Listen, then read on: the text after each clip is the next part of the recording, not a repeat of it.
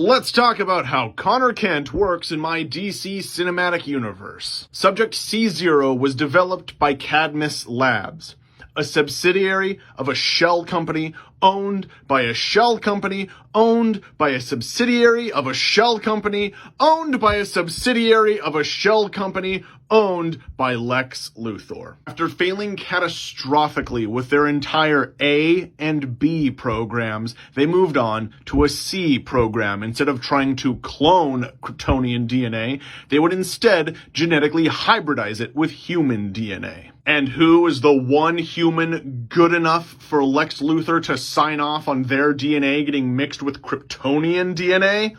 Obviously his own. Since both genetic parents would be male, he had to find a female ovum to strip it of its own DNA and implant the hybridized DNA into it. And then he had to find a human woman who would carry the child to term. And so who is the only woman in existence that Lex Luthor would trust with something this important? Mercy Graves. Lex's right hand since the very beginning of LexCorp. She was Connor Kent's surrogate mother. Another way where my Connor Kent differentiates from the comics Connor Kent.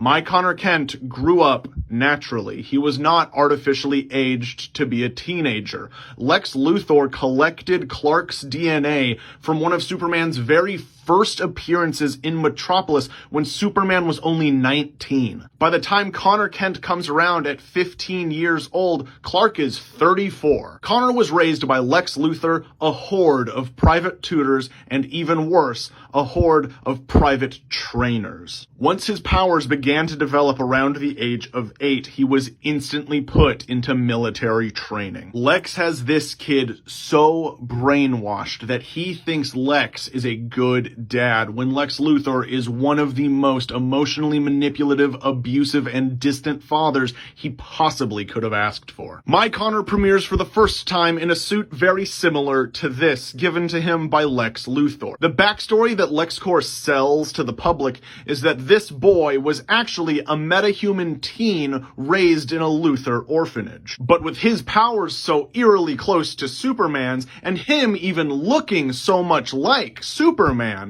this begs the question, is Superman even really an alien? Can we really trust this guy?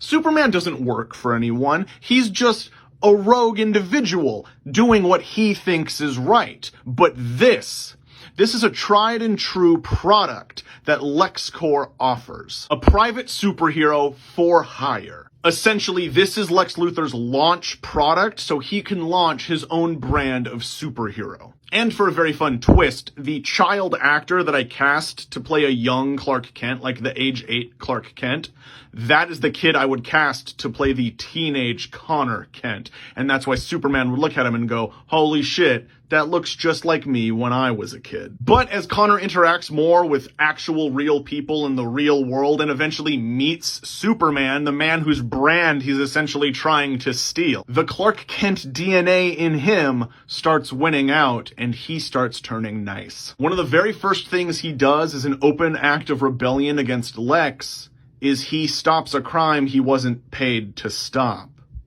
And then immediately after that, he accepts a gift from the woman he just saved.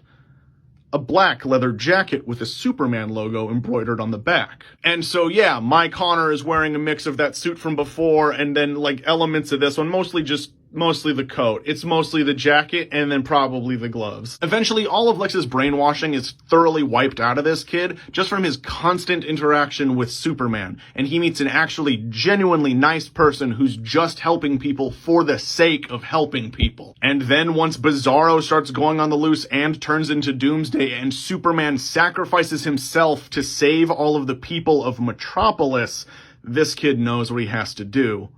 He has to turn completely against Lex and help Superman. And not too long after, Superman gives this guy his own name. Because for his first 16 years of life, he wasn't called anything but Superboy or C0. But after the revelation that this kid is actually a clone of Superman, Superman welcomes him into the House of El and gives him the name Con-El. And eventually, after he completely turns against Lex, Superman goes to his buddy Batman to forge this kid a real-world identity. And that identity? Connor Kent, younger brother of Clark Kent. That's right, in my DC Cinematic Universe, Superman and Superboy have a good relationship. Do you see that, comics? Was that so fucking hard, comics? Was it?